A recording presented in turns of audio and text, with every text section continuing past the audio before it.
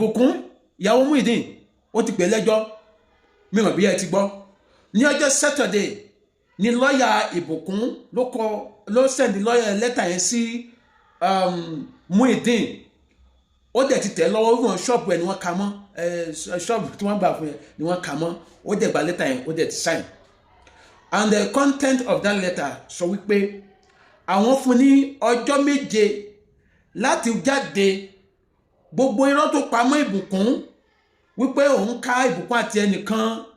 kó jáde wá fi ẹnu ẹ̀ padà túbá kó dẹ̀ sọ òótọ́ wípé irọ́ ni àwọn pọ̀ ọ̀rọ̀ ni wọ́n ní àwọn fún ní ọjọ́ 7 ó dàgbọ́ ọjọ́ 7 máa lapse ní Tuesday àbí Saturday Sunday Monday Tuesday Wednesday Thursday Friday àbí ó dàgbọ́ máa lapse ní Friday àbí yeah so no Tuesday ni wọ́n fún Tuesday Wednesday Thursday Friday Saturday Sunday Monday yes Tuesday ni wọ́n fún sorry not Saturday so wọ́n ní àwọn fún ní ọjọ́ 7 kó wá túbá ṣùgbọ́n tí ò bá wá sọ̀rọ̀ kó fẹnu ẹ̀ lọ́lẹ̀ lórí social media kó sọ òótọ́ pé irọ́ lòun pa òun kàn fẹ́ fi ba Ìbùkún lórúkọ jẹ́ ni wọ́n ní after that 7 days àwọn máa pa nílé ẹjọ́ nǹkan tó dẹ̀ fẹ́ sọ ẹ̀ fún ni ẹ̀sùn ìbanilórúkọ jẹ́ yà ẹ̀sùn ìbanilórúkọ jẹ́ ni wọ́n fẹ́ sọ ẹ̀ fún so ẹ̀rí wípé láti bí ọjọ́ mélòó báyìí Muyideen sọ̀rọ̀ lórí social media mọ́ àwọn àfáà ajígini arìnjìgìnì wọ́jà àti fún ọ̀fọlọ́runṣọ́ àti kíníkà Kọ́ládé ṣe pé wọ́n sọ̀rọ̀ mọ́ torí pé ibi tọ́rọ̀ ń lọ sí ó ṣeéṣe káwọn náà wá sí ilé ẹjọ́ gẹ́gẹ́ bí ẹlẹ́rìí Muyideen ṣeéṣe kọ̀rọ̀ kan wọn jẹ́ kí wọ́n sá sẹ́yìn ó ní Yorùbá sọ pé abánidá kì bá ní tán ṣẹlẹ̀ ń sìn gbà tọ́rọ̀ ọ̀dọ́ rẹ̀ ẹjọ́ ń sìn báyìí ṣé gbogbo wọn ṣàlàyé nǹkan gbèsà okùn Muyideen sẹ́nu ẹ̀ báyìí okùn Muyideen sẹ́nu ẹ̀ báyìí ọlọ́mọ yẹ kí Muyideen padà ká ilé yẹn fi sanwó ìtanràn ìbanilórúkọ jẹ́ because tí ilé ẹjọ́ bá ṣàjẹ́ ní abíyá 3 million àpò ẹ̀ka sọ pé Muyideen torí pé ó ba Ìbùkún lórúkọ jẹ́ sanwó tan 3 million owó ìtanràn tàbí kó lọ sí ẹ̀wọ̀n àbí so ọ̀nà àwọn sọ́ńgbà yẹn táwọn blogger àti kan tì ojú àwọn ló ṣe gbogbo ẹni blogger tẹ̀ ń sọ pé òótọ́nu ojú ló ṣe yẹn possible bí àfàlàkẹ́yìn náà má padà lọ jẹ́jọ́ torí nǹkan tí àwọn kékeré yìí ó lè ba career Ìbùkún jẹ́ forever ó lè bàjẹ́ because ọ̀rọ̀ orí social media kò sígbà tí wọ́n padà wù jáde ó lè ọmọ tó wá padà fẹ́ ọkùnrin míì wọ́n lè padà wú ọ̀rọ̀ yẹn jáde tó bá bímọ lọ́jọ́ iwájú tọ́mọ̀ ẹ̀ fẹ́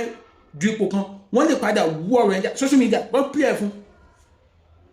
so ẹni olúmọ wá fi jàǹgbà yẹn kí wọ́n parọ́ mọ́ àfi tí Muyideen bá ṣe wá padà wá sọ pé irọ́ lòun pa mọ́ o so tó bá ṣe wá padà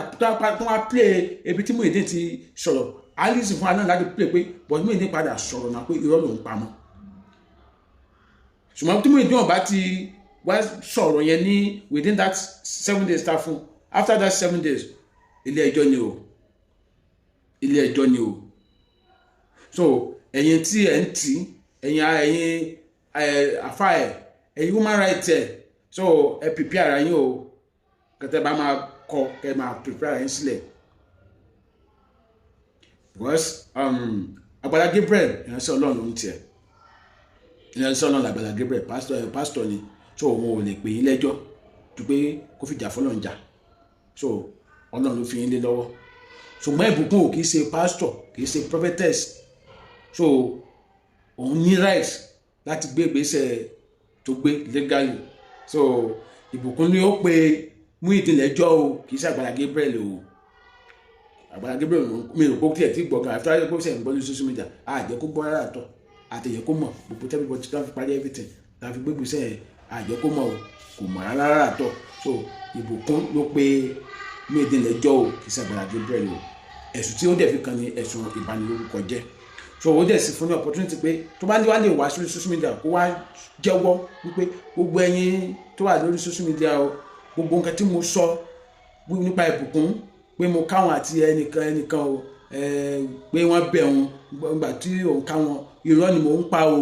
mo parọ́ ni o àwọn ẹ̀bá àbá ìlú dẹ̀ ní kí n parọ́ yẹn kò ní lọ ilé ẹjọ́ ṣùgbọ́n tó bá ti kùnà láti sọ bẹ́ẹ̀ wọ́n lọ ilé ẹjọ́ àmọ́ wọ́n fẹ́ bèèrè nǹkan lọ́wọ́ ẹ̀yin tẹ́ ń wò mí ṣé ìgbésẹ̀ tí Ìbùkún gbé yẹn ṣé ìgbésẹ̀ dáadáa ni kí lẹ rí sí ìgbésẹ̀ yẹn ṣé ìgbésẹ̀ tó gbé yẹn ṣé ìgbésẹ̀ tó bójú mu ìdàkejì ẹ̀wẹ̀ ni pé ẹ̀yin tí ẹ wá jẹ́ olólùfẹ́ Muyideen náà kí ni ìmọ̀ràn tí ẹ fẹ́ gba Muyideen ṣé ẹ fẹ́ gbà nímọ̀ràn pé kó wá sórí social media wá túbá ni àbí kó jẹ́ ká pàdé nílé ẹjọ́ ẹ fi ẹ̀rù yín hàn ní abẹ́ comment section. Adémọ́dé lórúkọ mi, ẹ má gbàgbé láti subscribe YouTube channel mi, ẹ bá mi share fídíò yìí ire ó dá.